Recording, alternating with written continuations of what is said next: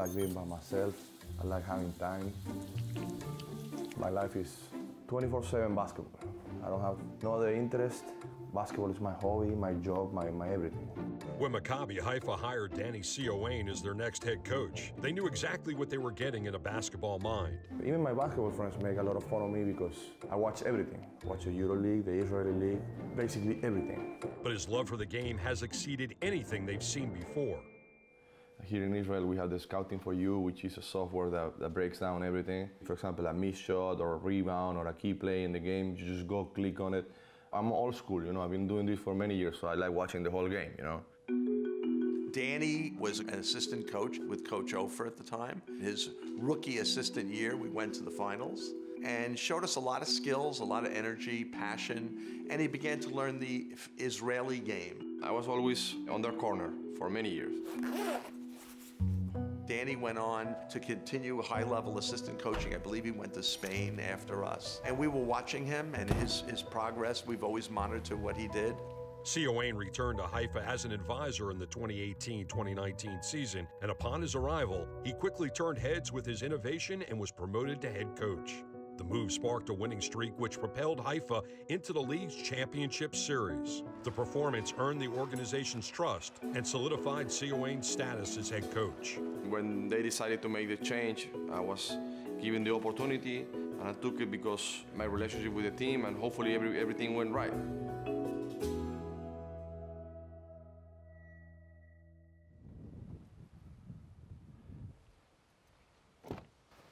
Sometimes I think about the first time that I was here, you know, I still can't believe it. Being from Venezuela, I'm so far. And I ask myself that question a lot. How being from Venezuela, from Latin America, I ended up being here? Why? And I'm trying to answer myself that question. And I would like to, but it's tough, you know. And I know one day I will find out why I'm here, or what's the reason that I'm here for.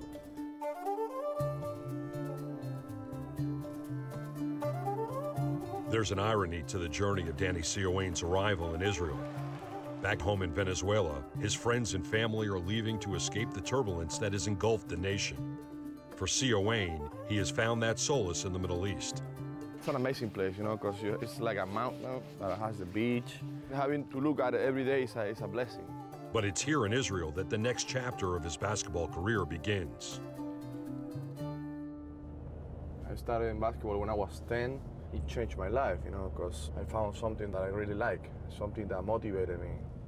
When I was about to finish school, a friend of mine told me to be his assistant coach in a professional team in Venezuela. So I kind of took the opportunity to try. It went well. We won a championship, and it kept going on and on and on. For 14 years, you know, doing it. Everything we do with speed. No walking. Don't walk. Don't stop your motion. Go, go, go. Pass and keep playing. Pass and keep playing. And attack this guy, remember, Fisher. My head coaching career is just starting right now, but my goal is, of course, to be in the NBA. I believe everybody's the same dream, you know, be in the NBA or maybe the EuroLeague. I've been very fortunate as an assistant coach. We made it to the Olympics with the national team of Venezuela. So I've seen what that level is, and I want to stay on it.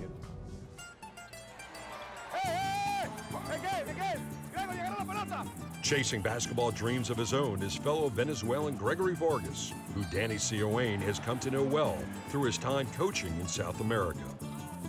I've been watching him play, not only watching him play, I've been in the same team with him many times. It is like life keeps, you know, bringing us together to the same spots. Not only on the national team of Venezuela, but in teams overseas, Spain, Israel. He's like my brother, you know. His wife and his kid are like my family as well. And I'm so proud of him, you know, seeing what he has become, you know, a top player in this league.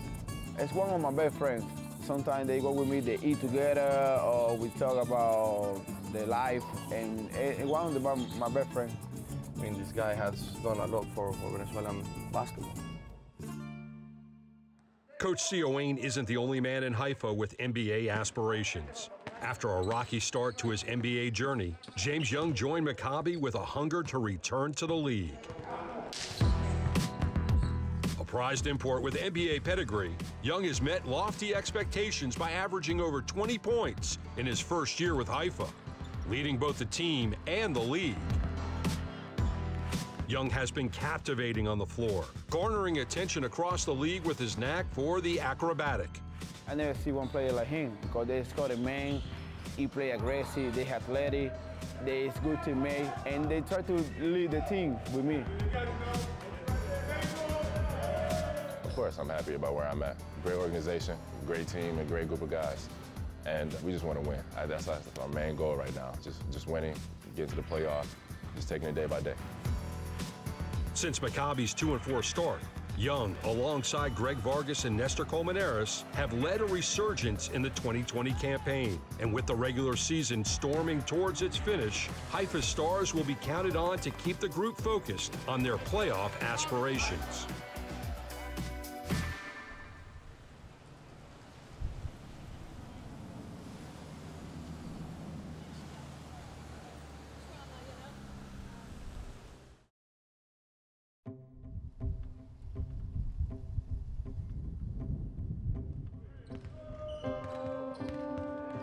When the book is written on Maccabi Haifa, one chapter is sure to chronicle the Gregory Vargas era. Hailing from Venezuela, Vargas signed with Haifa as a marquee international player ahead of the 2016 season. A highly coveted import, teams across the Israeli league made their pitch to Vargas, but it was Maccabi that stood out from the crowd. The slashing and passing point guard did not disappoint. Over 2 seasons, Vargas was among the best two-way players in Israel, earning All-Star, All-League, and Defensive Player of the Year awards. Off the court, Vargas's family felt at home in Haifa, a sentiment that factored into his decision to return for the 2020 season. For Maccabi, this homecoming brings a franchise great back into the fold. For Vargas, it's an opportunity to continue his career and raise his family in the city where his son was born.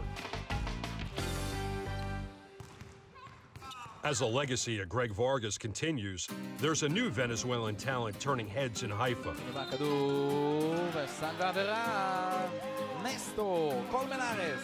Nestor Colmenares has been a force since joining the team mid-season and has proven Jeff Rosen and his staff have a strong grasp on the South American market. We had to get another player quickly, and we came up with what we think is a steal. Nestor Colmenares, a veteran from Venezuela, a national Venezuelan player who's won 3 or 4 championships in his career. And he comes here, he's got a friend, our point guard, Gregory Vargas. They've played together in the Venezuelan National League, and these two guys should be, you know, Mutt and Jeff, Batman and Superman, we're hoping. Jeff's hopes were right. The duo has taken the league by storm with their smart play and elite athleticism.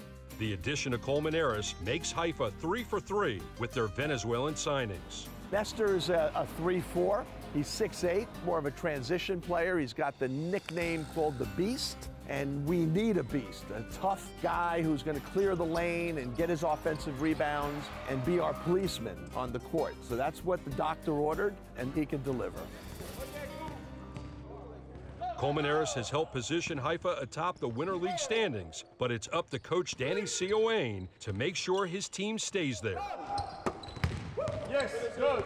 Works hard, very hard worker. Come prepared every game, every practice. We know exactly what we're supposed to do and when we're supposed to do it. You want to pass it to Jimmy? Yes.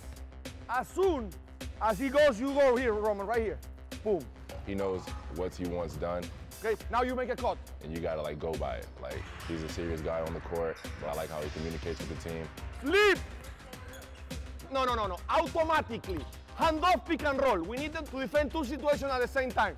Every coach is totally different. I've had now 3 coaches in 3 years, and they all want totally different things, obviously, totally different roles with the team. So I'm still learning really what he wants, you know. The learning curve exists for Sioane as well, whose time as a head coach has been brief. Despite a career in the game spanning 2 decades, he still has to prove that he belongs coaching at Israel's highest level. Okay, guys, what I say in there, I really mean it, you know what I mean? About the approach that you guys brought today, the energy. So let's get busy, let's get better, and let's learn, all of us, especially me, okay? Let's go, get in business, let's get better, and let's get ready. I feel okay, you know, I know the challenge that I'm up to. Haifa is a team that has always been in the top of this league. Of course, we got to earn it back. We just came back from second division. It will take time, but we are working hard for it. That's his shot, the first division, be a head coach. He needs to prove himself because in terms of experience, everybody in this team is lacking on that, same as coach. I'm on the same page too. It's my shot on the first division, so. Okay, let's go. Rafa.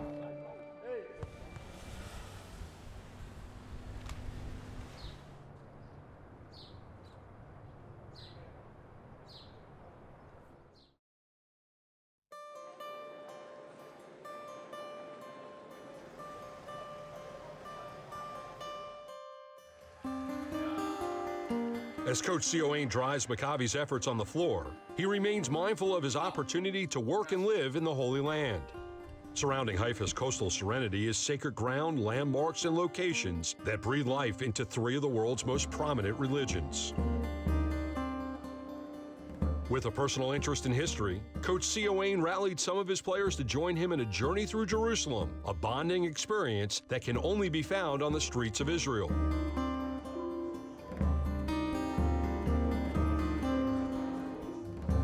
And if we walk up here to the right, we have the Damascus Gate, we have the Via Dolorosa, the Holy Sepulchre.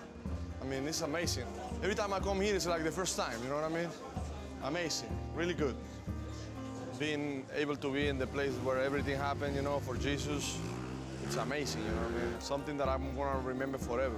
Every time you come to Jerusalem, it's like you feel so fresh, you know? It's like a different energy that I haven't felt nowhere else. That means good luck. You know, I'm thinking of how my friends or my family that I really believe will be if they were here. So I'm kind of living this for them, you know what I mean? We'll tell them stories, send them pictures, and it's an amazing thing.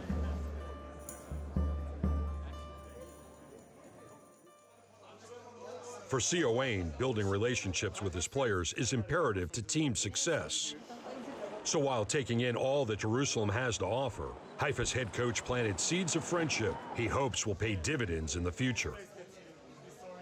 I'm trying to get a better watch because it's like coaching in these watches, you know, like. Yeah, not, I understand, but it's still cool though. It's like. You think it's cool? I like Apple watches. It's better than other watches. That to wear it with a suit, you guys think is good? No, for a suit, no. See, for a suit, that's yeah. What are you thinking about? What's specific? Like anything?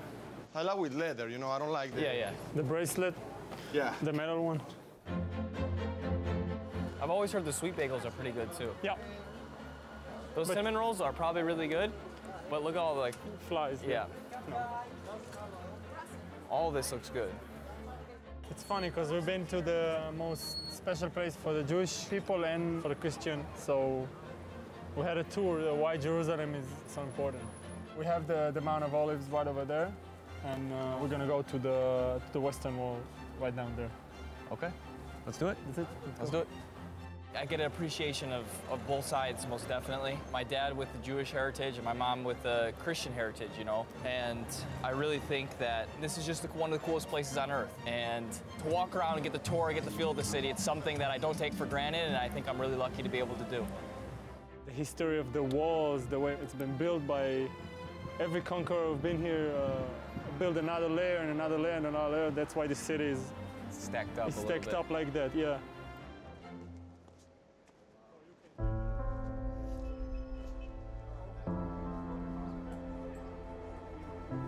My initial thoughts when we just approached the wall is just how special it is to so many people.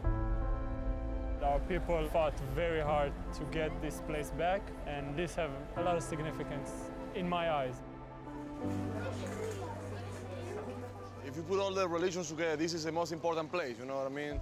So I'm happy to be here, I'm thankful.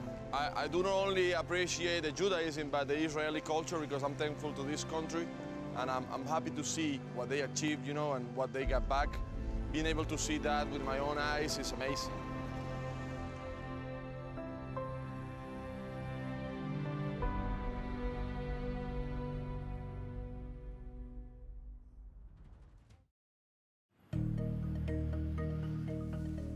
When choosing to play basketball overseas, finding the right fit can be a difficult decision. 7 years ago, Willie Workman chose to play in Israel. He's been here ever since. I came here to play ball, but since I've been here, it's just grown into so much more, you know? My mother's family is Jewish. You know, we did the Seder, we did Passover at Grandma's with the gefilte fish, everything, you know. But just being here has allowed me to rediscover some of that and really discover it for the first time. I grew up in a very secular household, but just like being here in Israel, it really opened my eyes to the world and to like all aspects of my heritage. I really do love it here. Fortunately for Workman, he does not have to travel far to visit family. His sister Rachel lives just an hour away in Tel Aviv. And when it comes to basketball advice, his brother-in-law is, well, also his agent. Is this the first game? Two. One scrimmage versus Ashdod. Oh, that's good. Wow. Were you my first client? I don't think so. No, I was. So what happened was, I was trying to make the leap from the second league to the first league. Oh, yeah. And nobody the agents that I was working with kind of, couldn't make it. They couldn't make it happen. I don't think they wanted it to happen because nobody else thought I was ready. And it turns out I kind of wasn't. But that's what I wanted. And you found the team. You found Hapoel Tel Aviv. Wow, that was a season. And that's, I think, it was like two ways. Like, I was when I realized, I think it's when we both realized that you could do this job well. So we get a call from the agent that worked with us, and I'm begging my father to go see you. He's going there, he's telling us the kid can play. Take him. We are having a meeting, and the next thing I remember, I'm talking to you and like, okay, we have $1,000 per month. Yeah. Free lunch in the dining room of the kibbutz. 1 day a week. And you're gonna share a car with 2 other players. And then you are coming to Israel, and I think that it was a tryout for a month. Like it was $1,000 and a tryout for 2 weeks. Yeah. You know what Dave told me when he called me? He said, they're offering $1,000 a month. I was hoping for 2. Are you taking it? I'm taking it. I said, yeah, man. I mean, of course. It's your first professional contract. Shabbat Shalom. Shabbat Shalom. I remember it was right before Thanksgiving. Yeah. And Mom and Dad and Rach were coming to visit me because they hadn't been here yet. And everyone was very excited, and I was very excited. And all of a sudden you change your profile picture on Facebook. And you called me, like literally like 2 minutes later. Yeah. You were like, why didn't you tell me that you had a beautiful sister? Because you were here for 3 months, really, and you never told me that you have a sister. Yeah, because you're not in her league, dude. Like, that's how, like, when I was thinking about it, like, there's no way that you have the game to swing that.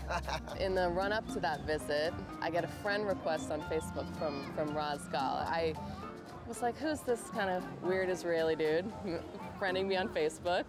I flew over here. I was kind of dreading meeting the guy, to be honest. And I don't know. That first night, we went and checked out one of Willie's games, and Raz met us outside the arena, and it was a little bit of an instantaneous thing between us. And we had the nice team dinner. We won. Remember? We beat Ramleh. Yeah, at overtime. In overtime. And we had the nice team dinner at that big, long table. And everyone else was already sitting down. You're the last person there, and you made everybody stand up and move down 1 seat. So do I have a game? Yeah, that wasn't bad. You have like pushy Israeli game. I moved like, everyone, all game. the teams so I can sit next to Rachel. I mean, that's a great move. Yeah. Well, it ended up being... Yeah, it wasn't a bad move. I don't know, we fell quickly in love, and I moved here 6 months after my brother. We all make a huge effort to spend time with each other. We're here several times a year, they're back in the States. It's really changed our life. I mean, we did not anticipate that we would all be oriented around Israel, and now we really are. And Willie married Mariana, and they live here together now, and suddenly our whole family, the geographic center has just shifted, and we're in Israel. Workman and his wife are quite familiar with the city of Tel Aviv, having lived here while he played for Hapoel Tel Aviv. That's where we went to get the bacon. Right. Because they would sell it to us. That's where the non-kosher stuff is. For the non-kosher stuff. Just needed to find the bacon, and I was sold on Israel. Rachel brought me to this place years ago. She was like, that's got the best iced coffee. Cold coffee, yeah, the best exactly. cold coffees. Yeah. And remember when we stopped? I remember Raz made us stop on that corner to go in there when they were living at the apartment, the last apartment, because it has the best cookies in Israel. He loves the cookies. And the best challah. Yeah, and we would stop there. It's his favorite bakery. So it's just funny, like we actually I know a we lot do of know memories. a lot about like yeah. just like a random block in Tel Aviv, and we know a lot about it. So I always think of Tel Aviv as a Middle Eastern Miami. You know, it's Go on. got the flavor. Say more, fam. It's got the flavor. The people are hot. The restaurants are hot, there's the beach, and the nightlife. I mean, I don't know, it just has that energy of a bigger city on the sea. Yep.